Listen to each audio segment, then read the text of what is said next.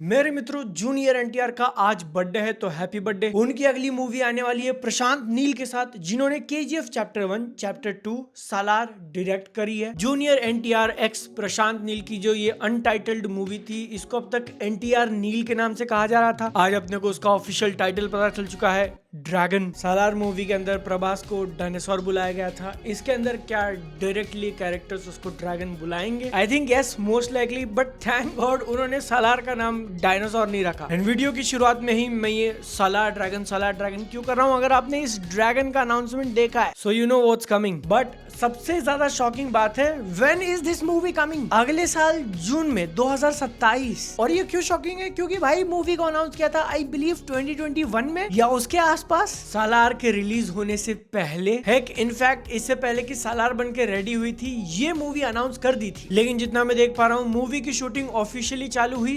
2025 की शुरुआत में, फरवरी के आसपास, जिसको ऑलरेडी ऑलमोस्ट 1.5 साल निकल चुके हैं। बीच में तो मीडिया के अंदर ऐसी काफी स्ट्रॉन्ग खबरें भी आई कि इस मूवी के कुछ पार्ट्स वो लोग रीशूट कर रहे हैं, फुटेज स्क्रैप कर दिया गया है। It could also be possible because of Devara का जो भी रिएक्शन निकला था। I don't know, I am not sure, मैं बस स्पेकुलेट कर रहा हूँ। बट द ट्रुथ इज कि इस मूवी को काफी टाइम से बनाया जा रहा है। एंड आज जूनियर एनटीआर के बर्थडे पे इतना लंबा 3 मिनट से भी बड़ा ग्लिम्स निकालने के बाद भी पिक्चर अब अगले साल की जून में आएगी। मुझे माफ करना, मैंने गलती से 3 मिनट कह दिया, 4.5 मिनट का है भाई। और अगर ओवरऑल ओपिनियन में दूं इस 4.5 मिनट के इंट्रोडक्शन एसेट को लेकर, तो मेरे को सही लगा। प्रशांत नील ने जिस तरीके से इस वीडियो के अंदर स्टोरी टेलिंग करी है ना, कि शुरुआत से ब्रिटिशर्स थे, उन्होंने ये किया तो क्यों किया, उसके पीछे का मेन रीजन, फिर उनके जाने के बाद ये 2 गैंग वॉर्स, ये वाली स्टोरी टेलिंग मेरे को बढ़िया लगी। और वो आई फील कि प्रशांत नील का स्ट्रॉन्ग सूट भी है। केजीएफ ले लो, सालार ले लो, अब ड्रैगन के अंदर भी एक वर्ल्ड वो बिल्ड कर रहे हैं। और एक बार जब इस वर्ल्ड को आपने इंट्रोड्यूस कर दिया लोगों के सामने कि ये जगह है, ये उसके विलन्स हैं, तब जाके नरेटर महिला ने सबसे लंबा पॉज लिया और कहा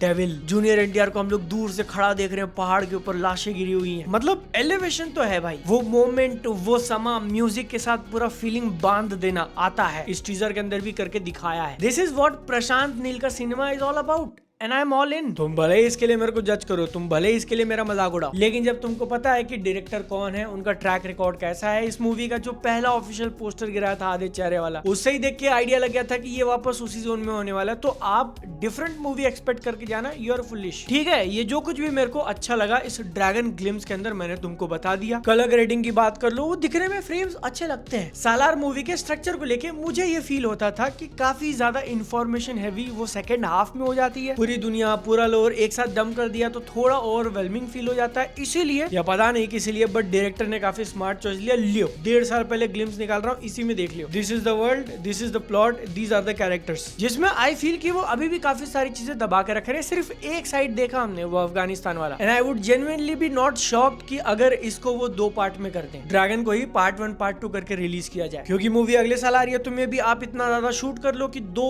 पिक्चरें 3 महीने 6 महीने के गैप में निकाल दिए। रवि बसरूर का जो म्यूजिक इसके अंदर सुनने मिला, वो भी कितना बढ़िया था भाई। जूनियर एनटीआर का जो लुक है, उसको भी मैं ओवरऑल थोड़ा बहुत पॉजिटिव में ही रखूंगा।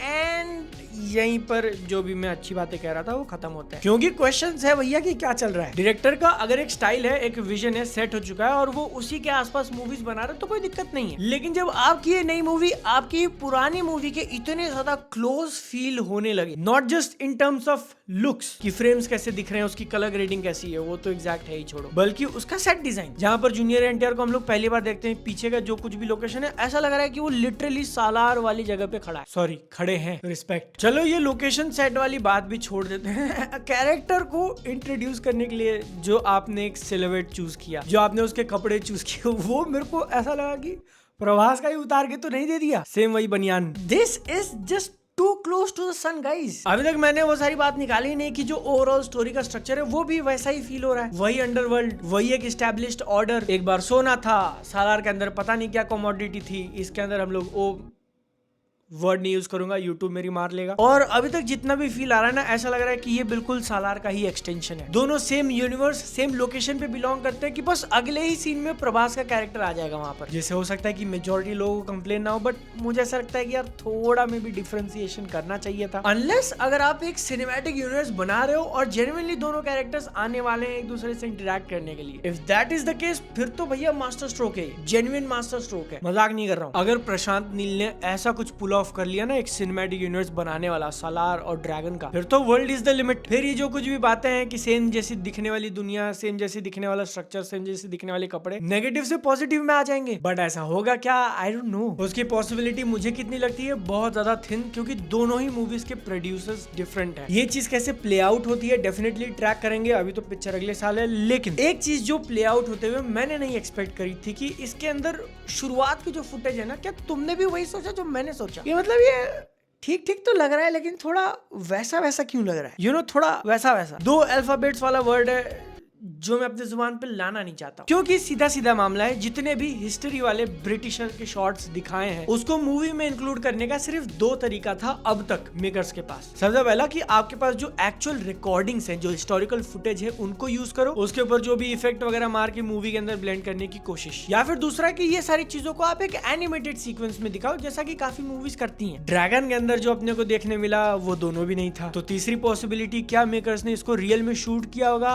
आई डोंट थिंक सो, क्योंकि वो आपके पास्ट वाले शॉट्स हैं जो मूवी में बेयरली थोड़े टाइम के लिए होंगे। बस एक हिस्टोरिकल कॉन्टेक्स्ट सेट करने वाली बात है। उतने के लिए आप इतने एक्स्ट्राज, इतने कॉस्ट्यूम्स, इतना वीएफएक्स वगैरह लाकर खर्चा करोगे क्या? आई डोंट नो भाई, मे बी वो लोग कर सकते हैं, बट मैं होता तो नहीं करता। इसीलिए जो लॉजिकल सेंस बना रहा है इन स्पेसिफिक शॉट्स को लेकर, और जो आंखों से सेंस बना रहा था इन्हीं स्पेसिफिक शॉट को लेकर, इट इज पॉसिबल कि उन्होंने जनरेटिव एआई यूज किया है। नाउ अगर किया भी होगा तो अभी मेरी बहुत बड़ी कंप्लेन नहीं है इस चीज को लेकर, क्योंकि अगेन वो काफी छोटे पार्ट के लिए था, हिस्टोरिकल कॉन्टेक्स्ट सेट करने के लिए था, और आपकी मूवी अभी 1-1.5 साल आगे है। प्लस वो इस लेवल पे है जहां पर आई फील कि 80% 90% जनता उसको पकड़ ही नहीं पाएगी। And it is quite possible कि ये वाले शॉट्स मूवी के अंदर हो भी ना। लेकिन सबसे बड़ी दिक्कत तब हो जाएगी जब पिक्चर के अंदर भी यही शॉट्स दिख रहे हैं और वो फील हो रहा है कि एआई है एंड उस एक्सपीरियंस से बाहर खींच रहा है अपने को। आखिरी चीज, जूनियर एनटीआर जी का आज बर्थडे, तो अगेन हैप्पी बर्थडे। और आपका जो लुक इस मूवी के अंदर दिख रहा है मुझे अच्छा लगा, जेन्युइनली अच्छा लगा। काफी लीन मस्कुलर जो ओवरऑल लुक है उसको भी मैं पॉजिटिव के अंदर रखूंगा। इट जस्ट ऐसा लग रहा है कि थोड़ी दाढ़ी जो है ना वो ज्यादा डोमिनेंट हो गई बाकी पूरे फ्रेम में, कि जब आपका मीडियम शॉट दिख रहा है जिसमें आपके शोल्डर्स, थोड़ा बहुत बाइसेप, आपका चेहरा, तो इन सारी चीजों में जो सबसे ज्यादा प्रोपोर्शनेटली हैवी लग रहा है वो आपकी बियर्ड है। बट ठीक है, कोई दिक्कत नहीं, इट्स अ कूल लुक। अब देखना पड़ेगा लोग मॉकटेल के ऊपर इसकी क्या बात कर रहे हैं। आप भी आकर बात करो mocktail.in पर। ट्रेलर कैसा लगा कॉमेंट्स में बताना, मुझे इंस्टाग्राम पे फॉलो कर लेना। अपनी सेहत का ध्यान रखना, मिलते हैं अगली बार। टाटा बाय बाय, चाओ।